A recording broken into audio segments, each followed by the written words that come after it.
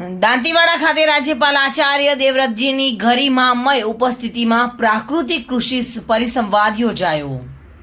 ગુજરાત પ્રાકૃતિક કૃષિ વિકાસ બોર્ડ બનાસકાંઠા અંતર્ગત સરદાર કૃષિનગર દાંતીવાડા કૃષિ યુનિવર્સિટી દાંતીવાડા ખાતે રાજ્યપાલ આચાર્ય દેવવ્રતજીની ગરિમામય ઉપસ્થિતિમાં પ્રાકૃતિક કૃષિ પરિસંવાદ યોજાયો હતો। રાજ્યપાલ આચાર્ય દેવવ્રતજીએ ખેત પેદાશોના પ્રદર્શન અને વેચાણ સ્ટોલની મુલાકાત લઈ ખેડૂતો સાથે સંવાદ કરી પ્રાકૃતિક કૃષિ અંગે વિગતવાર માહિતી આપી હતી। લોકોને પ્રાકૃતિક કૃષિ તરફ વળવા અનુરોધ કર્યો હતો। રાજ્યપાલ આચાર્ય દેવવ્રતજીએ ઉપસ્થિત ખેડૂતો, સખી મંડળની બહેનો, શિક્ષકો અને યોગ પ્રશિક્ષકોને જૈવિક ખેતી અને પ્રાકૃતિક ખેતી અંગેનો ભેદ સ્પષ્ટ કરી પ્રાકૃતિક ખેતીના ફાયદા અને મહત્વ ખૂબ સરળ ભાષામાં સમજાવ્યા હતા। રાસાયણિક ખાતરોના વપરાશથી જમીન બંજર અને બિન ઉપજાઉ બને છે। રાસાયણિક ખાતર અને જંતુનાશક દવાઓના બેફામ ઉપયોગથી કેન્સર સહિતના ગંભીર રોગોને આમંત્રણ આપીએ છીએ।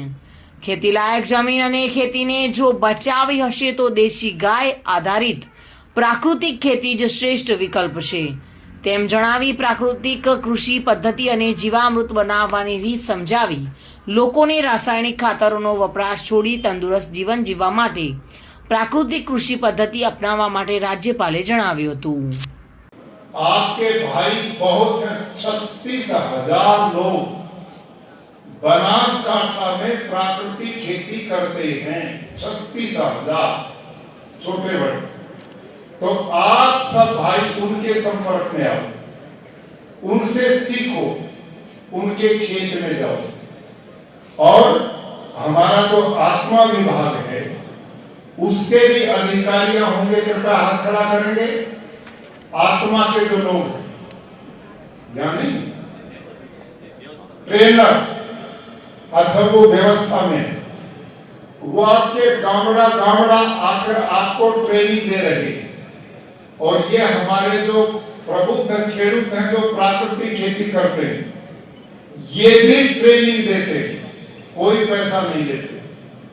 आप इनको बुलाओ, गांव के लोग इकट्ठे हो और घंटों आपस में वार्ता करो। कौन खेती कैसे करनी, कैसे जीवामृत घन जीवामृत बनाना, आच्छादन करना, वात्सा निर्माण करना, ये सारी ट्रेनिंग आपको मिलेगी। बलसिंह दरबार साथी bureau report today Gujarati news.